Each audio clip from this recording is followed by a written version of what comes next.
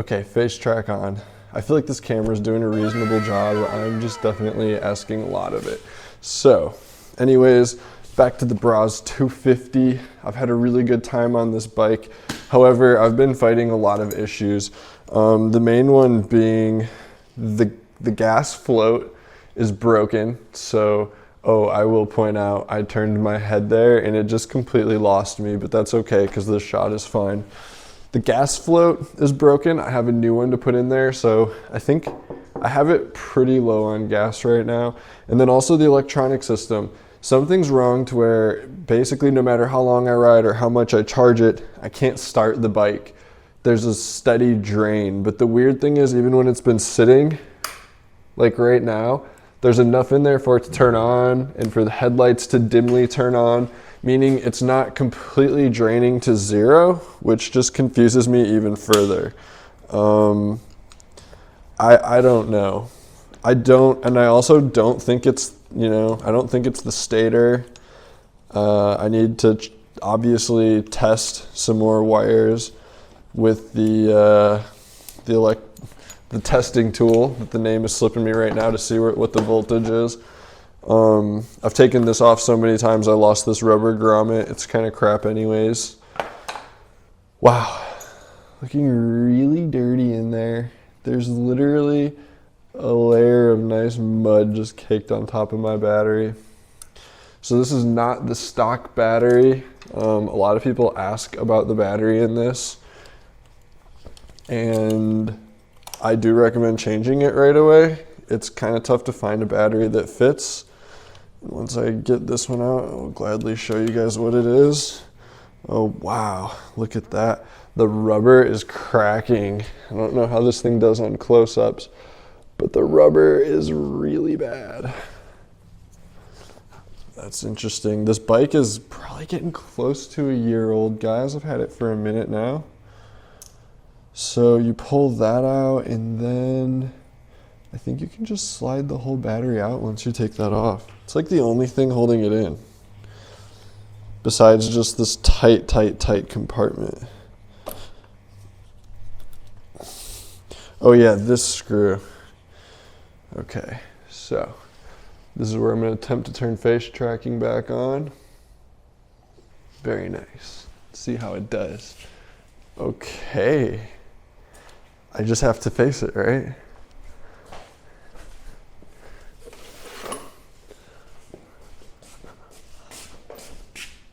It lost me. Right here. That's not my face, that's my face. Cool.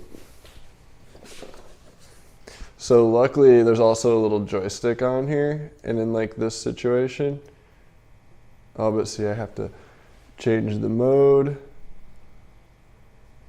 So many button clicks. I wish, so there's my only complaint so far. I wish it could kind of like track the back of my head, but maybe that's the difference between like face tracking and maybe there's a non-face tracking, just motion tracking. But I think you have to have your cell phone plugged in for that. So what I'm planning on doing, first of all, I should see how much gas is in it, huh? Did it lose me? Did it lose me? It almost lost me. So you gotta watch how quick you move with that thing.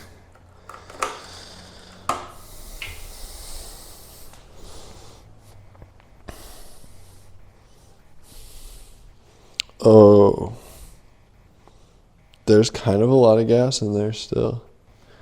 I might need to like burn some of that. Well, either way, I really want to get a new battery and fix this problem. So I might wait on the float thing because I'm not excited to do that. I'm not excited to take the whole tank off and figure out how to seal it and then wait for it. I want to ride, born to ride. So that's, hey, camera. That's something to keep in mind if you're going to get a Brozz. Honestly, there are times where I want to ride, but there's things I have to fix. And even right now when I ride, I'm compromising because like I don't have my back brakes, which isn't the end of the world. but it would be cool to have them, you know, one of those things. I wouldn't be mad at having it. It's kind of losing me when I look away and then I look back at it and it's catching me. It's pretty interesting. There's probably an amount of time, I'm guessing, where it just loses you. Oh, it keeps getting me again. That's cool. So that one bolt, and honestly the other bolt holding it in, looks like it fell out. And something broke in there. I see some broken plastic.